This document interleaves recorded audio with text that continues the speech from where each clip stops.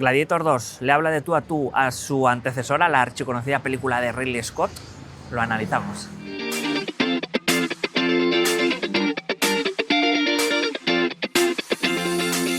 Amiguitos del Progressive, estamos en Madrid, en el Cine Paz, pase de prensa de Gladiator 2, esperadísima secuela y una de las más esperadas en este 2024. Vamos a dar buena cuenta de muchísimas cosas, luces, sombras, también las actuaciones. Una de las primeras ideas interesantes es que tiene carácter propio, que se va a conformar como una película diferente, aunque en principio parezca un remake encubierto.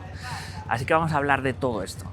Bueno, amiguitos de Uyuni, hablar de Gladiator 2, lo primero a destacar, toda una sorpresa. No es exactamente la película que esperáis. Va a comenzar con un asalto, una batalla en el territorio de África Nova, en el norte de África, en Numidia. Ya la película va a empezar espectacular y nos va a dar 3, 4, 5 escenas de acción, de batalla muy chulas. También hay una naumaquia, como veíais en los trailers, y varias escenas en el Coliseo.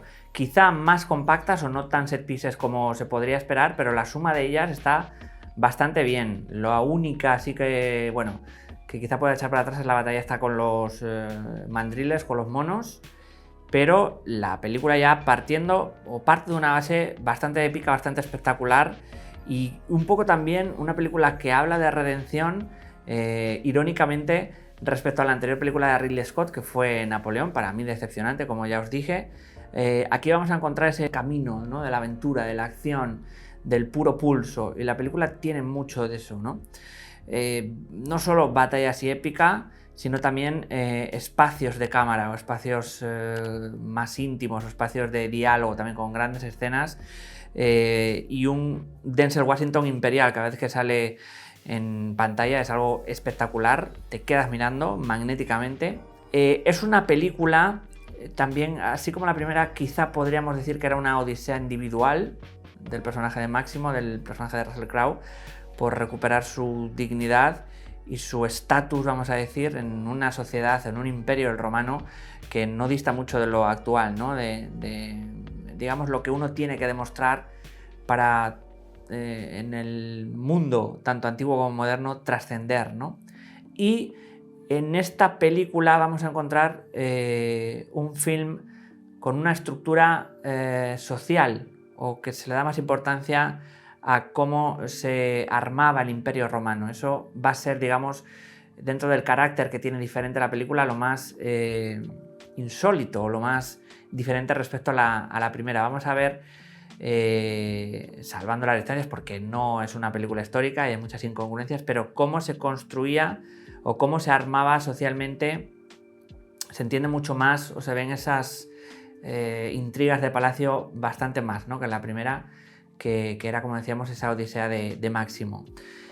Desde el principio va a ser una película de hombres que luchan contra otros hombres, y una película que se va a determinar en lo que es el auge y la caída, el auge y la decadencia de cualquier imperio, ¿no? Y también, por tanto, esa dicotomía por un lado y ese contraste entre la tiranía que se desprende de los diferentes imperios o civilizaciones, o grandes civilizaciones que ha tenido la humanidad, y los hechos acerca de las revoluciones, ¿no? Es una película que, evidentemente, toda esa presión social o toda esa insatisfacción va a, digamos, ser el caldo de cultivo perfecto para una sensación de revolución. Y es una película en la que vamos a ver todo eso, sobre todo en la parte del final. Una película que se va gestando a fuego lento, interesante en el sentido de son 2 horas y media y se pasa volada. Y en ese tablero del juego vamos a ver esos, por un lado, hombres esclavizados. Va a recordar, vamos a decir, el primer tercio mucho a la primera, en el personaje de Paul Mescal, de Jano, y de cómo es esclavizado, ¿no?, después de que tomen África Nova, y tiene que ganarse el respeto y el destino, su propio destino, a través de luchar como un gladiador, ¿no?, en la arena, ¿no?, del Coliseo romano. Entonces, esos hombres esclavizados, sometidos, van a ser objeto de redención o redenciones, ¿no? Va a contrastar también con esa cosa de los emperadores, de los tiranos, de la decadencia de Occidente, que ya en el Imperio Romano estaba, y que va a ser plasmada, representada por los emperadores Geta y Caracalla, ¿no? Eso se va a ver muy bien, también todo ese ambiente de vicio, ¿no? De olvidar el deber o la política o la democracia y de ese desequilibrio también de lo social, de cuando digamos no tenemos reglas, no tenemos topes. Eso también se va a ver muy bien, digamos, desde los que vienen desde abajo, el personaje de Mezcal, y que se tienen que reconstruir su vida, vamos a decir, cuando un hombre que era alguien deja de serlo y tiene que volver a construirse su identidad, ¿no? Aquí lo vamos a encontrar, pero a un nivel todavía más contrastado con, digamos, la tiranía, ¿no? De los grandes imperios y sobre todo la forma en la que los mandatarios entienden el mundo cuando no hay reglas, como decíamos. Y también, por otro lado, vamos a encontrar una película sobre la conspiración, por un lado, y sobre la traición o traiciones, por otro. Una película, sobre todo en el tercio de la mitad hacia adelante, donde se va a ver muy bien todo esto, quién conspira contra quién o qué, las apariencias de todo eso y que no te puedes fiar de nadie. Es una película que puede recordar levemente a esas intrigas que había, ¿no? Políticas en Juego de Tronos. Hay mucho de eso, sobre todo a través de los personajes del Senado, el personaje de Macrinus, del personaje de Denzel Washington, ¿no? Aquí entramos, como decía, al tema de los actores. Paul Mescal está muy bien, es una película probablemente confirmación para el estrellato, para arriba, así como ha sido quizá La sustancia para Margaret Qualley. Recordar que Paul Mescal está en ese peliculón que es After Sun, en We All for Strangers, y en muchísimas series, películas. Uno de esos actores indies muy interesantes, con un rostro hosco, pero con una voz y una calidad, digamos, muy solemne, ¿no? A la hora de actuar en cámara. Yo creo que en la película se roba la función de Denzel Washington, porque cada vez que sale dicta sentencia casi, y todas las escenas son muy interesantes.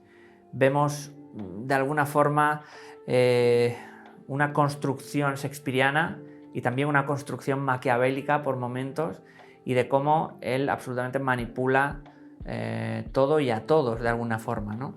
Entonces es muy interesante ver en esas intrigas de palacio y en esa estructura, ¿no? Sobre, digamos, las élites. También eso está muy acertada la película. Pedro Pascal sale menos de lo que yo esperaba, y también algo chulo, que es que va a ser un personaje diferente al que creemos que es en los trailers. Y bueno, luego también el personaje de Connie Nielsen, que repite desde la primera.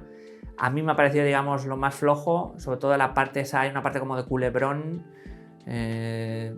telenovelesco, sobre contar los orígenes del personaje de Jano, de Mescal.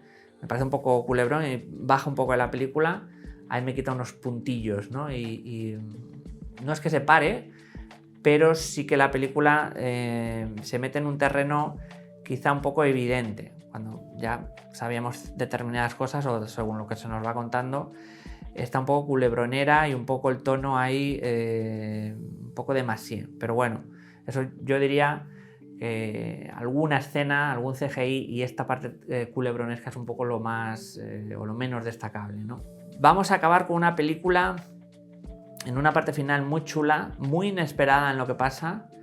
Podríamos decir que es una construcción también antibelicista, podríamos decir, todo lo que ocurre en el segmento final, y una película que se va a cargar de épica al revés.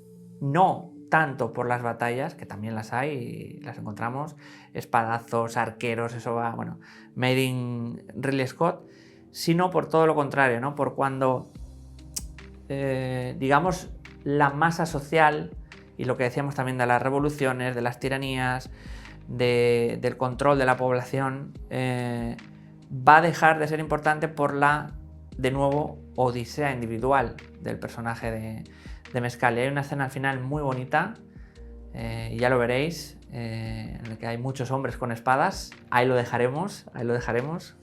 Comentarnos también qué os ha parecido esa parte. A mí me parecía muy chula y muy un tipo de escena que no se suele ver en un blockbuster, que sería más de una película de autor, yo diría, ¿no? Entonces eso me ha gustado mucho, cómo lo que es la situación final y cómo va terminando la película, y el escenario también y todo lo que ocurre a las puertas de Roma, con Rómulo y Remo, en la loba también, tiene mucho significado.